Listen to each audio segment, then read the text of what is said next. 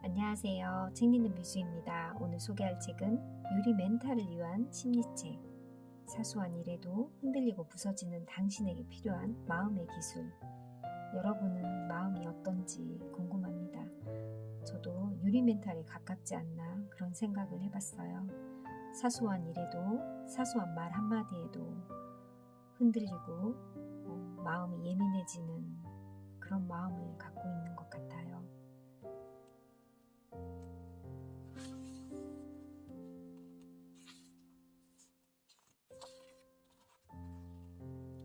상처투성이 세상에 다치지 않고 나를 지키기 위하여 이 책은 깨지기 쉬운 유리처럼 쉽게 충격을 받는 사람들을 위해 썼습니다. 다른 사람들보다 더 예민하고 작은 일에도 금방 마음의 중심을 잃고 불안, 짜증, 쓸쓸함 같은 감정에 휘둘리는 사람들을 위해서요. 이 책에서는 수시로 다치는 감정을 어떻게 다뤄야 하는지, 몸과 마음에 늘 평정심을 지니려면 어떻게 해야 하는지를 알려드립니다. 이는 어떤 순간에도 악순환에서 빠져나올 수 있는 효과 만점의 방법입니다. 이 책을 통해 자기 자신과 상대방의 마음을 더 깊게 이해하게 되기를 바랍니다. 어떤 힘든 순간에도 괜찮아질 수 있는 방법을 알기 쉽게 설명하고 있습니다. 부디 이 방법들을 여러분의 것으로 만들기 바랍니다.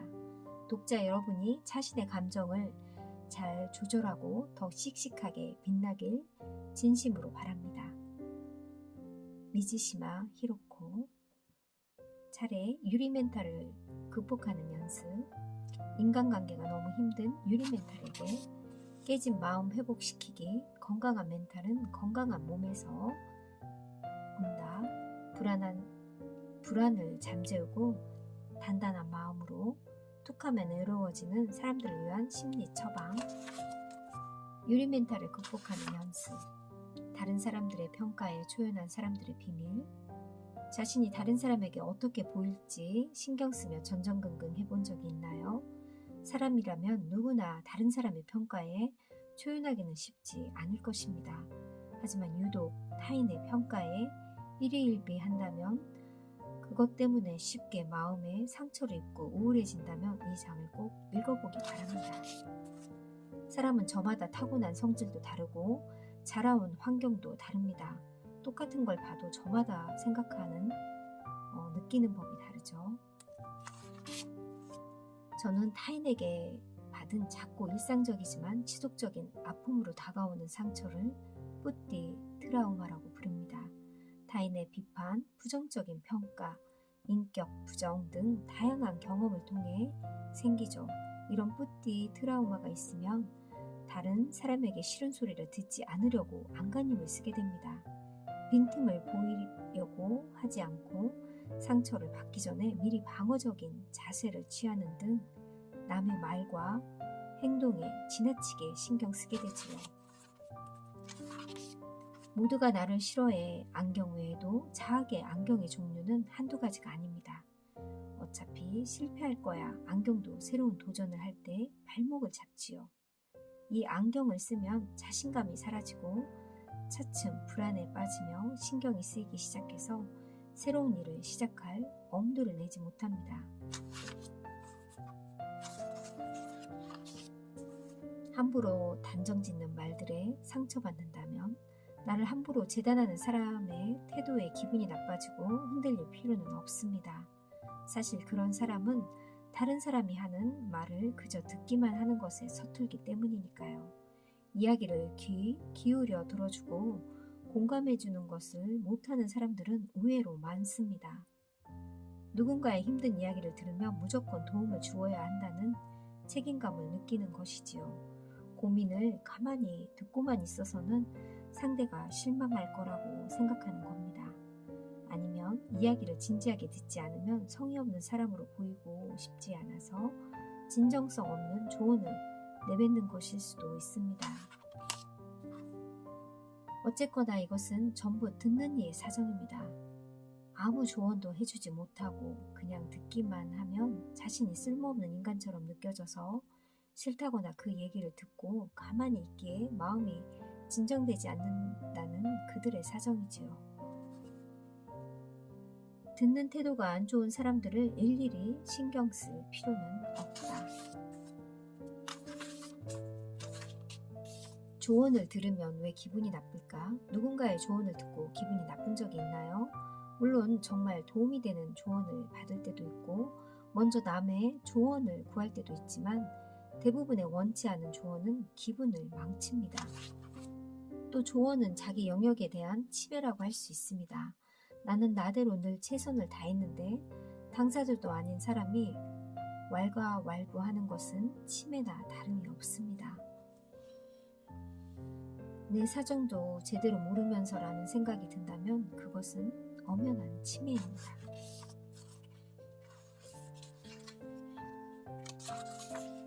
여러분은 자신을 다정하게 대해주고 있나요? 현실은 바꿀 수 없습니다. 그럴 때 손쓸 수 있는 것은 현실이 아니라 자신의 마음입니다. 자신이 어려운 처지에 빠져 있다는 걸 인정해 주세요. 이미 몹시 힘들어하고 있으니 더 이상은 힘들지 않게 해주자는 마음으로요.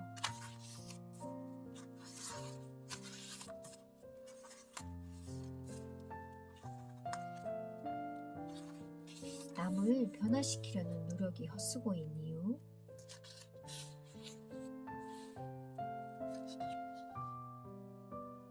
변할 준비가 되어 있을 때만 비로소 변하죠. 물론 남을 변화시키는 데 성공했다고 생각한 적도 있을 겁니다.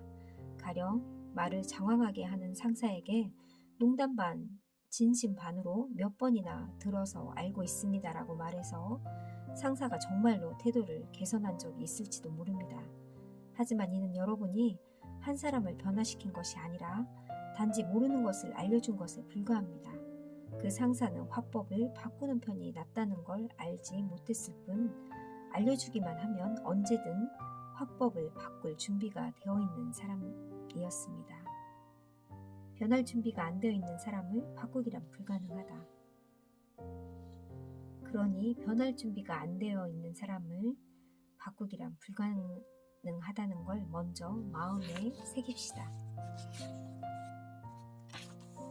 다른 사람의 외모나 성격에 대해 지적하는 것은 굉장히 무례한 일입니다. 그러니 이때 받은 충격을 우연히 겪은 재수없는 일일 뿐이며 평소에는 잘 일어나지 않는 일로 치부해도 괜찮습니다. 즉 말한 사람의 배려가 부족한 것이며 그것은 오로지 그 사람의 인성 문제고 그 사람에게 어떤 사정이 있다는 뜻입니다.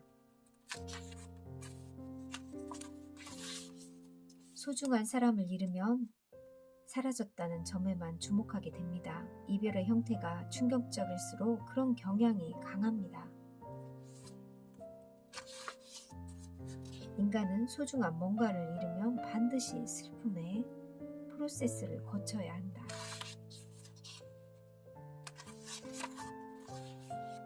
충격을 받았을 때의 원칙은 늘 같습니다. 자신에게 현재 일어나는 일들이 충격에 대한 반응임을 인정합시다.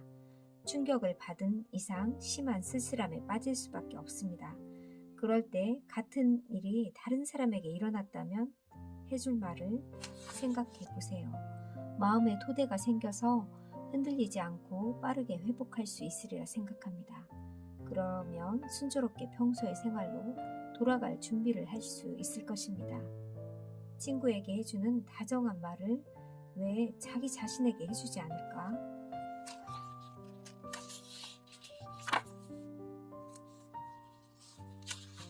남에게 잘 보이려고 하면 피곤해진다. 가라앉는 우울한 마음은 가족과 함께 있거나 다른 사람과 대화를 나누는 동안에 다시 회복됩니다. 단순히 시간이 지나도 안정되죠. 그러니 다른 사람과 만나서 위화감을 느꼈다고 거기에 일일이 휘말릴 필요는 없습니다. 지금까지 흥분했으니 이제 그만큼 기분이 가라앉겠구나 라고 이해하면서 충분합니다. 마음의 구조에 맞춰 기분이 심하게 넓힐 때는 너무 흥분하지 않게 기분을 컨트롤하면 됩니다. 즐거운 자리에서 지나치게 흥분하지 않도록 자제하면 나중에 기분도 덜 가라앉을 것입니다.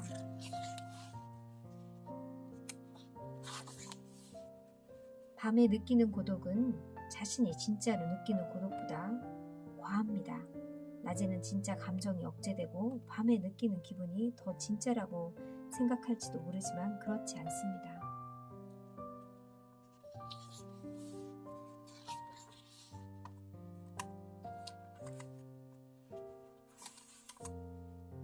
큰 문제를 작게 나누면 보는 눈이 달라진다. 중요한 일을 맡았는데 자신감이 없어서 어디서부터 손을 대야 좋을지 모를 때가 있죠. 이렇게 일이나 목표에 압도될 때 비법이 있습니다. 바로 문제를 작게 나누는 것입니다. 여기서 말한 문제를 작게 나눈다는 방식에는 미래의 결과에 빼앗겼던 시선을 지금으로 옮기는 효과가 있습니다. 우리는 마음속에 유연함을 해방하는 키워드는 지금입니다. 따라서 지금 할 수 있는 것에 시선을 돌리는 것이 아주 중요합니다. 할 수 있는 일에 손을 댄다는 것은 지금에 집중한다는 뜻입니다.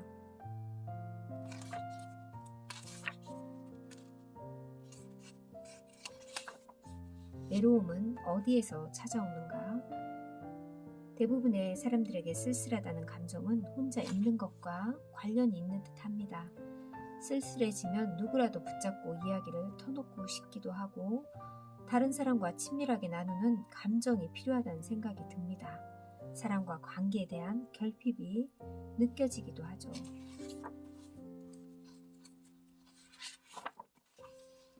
어떤 사람을 가까이 두어야 할까? 우리는 완벽하지 않습니다. 부정적인 감정에 사로잡힌다는 점을 비롯하여 아주 다양한 면에 불완전하고 부족합니다. 주어진 환경 안에서 나름대로 열심히 산 결과입니다. 완벽하지 않은 점에만 주목하면 자꾸 이런 생각만 듭니다. 나는 이런 면이 부족하네. 나는 대체 왜 이런 걸까? 이렇게 자신을 못마땅해 하며 끝이 없습니다. 연인관계도 마찬가지입니다. 연인에게 미움받지 않으려고 전전긍긍하기보다는 자신을 있는 그대로 사랑해주는 사람과 관계를 맺는 것이 아주 중요합니다. 즉 연애를 하게 되면 연인은 나를 있는 그대로 사랑하는가 라는 관점에서 바라봐야 합니다. 쓸데없는 물건은 버리고 마음에 드는 물건으로만 내 주변을 채우자는 이야기를 들어본 적이 있을 겁니다. 인간관계도 똑같이 적용되는 말입니다. 모처럼 사는 인생이니 함께 있으면 나답게 살 수 있는 사람들로 주변을 채우자고 결심하세요. 특별히 자신을 꾸미거나 더 나아 보이려고 애쓰지 않아도 그냥 그대로 있어도 괜찮아 라고 봐주는 사람들, 그런 사람들에게 지지와 인정을 받으면서 충만해지는 삶을 물질적으로는 풍요로운 삶보다 훨씬 의미 있고 살만한 인생입니다. 상대에게 미움받고 싶지 않다는 마음을 버려라. 나에게도 상대를 선택할 권리가 있다. 하루에도 몇 번씩 마음이 부서지는 당신을 위한 멘탈 회복 심리학.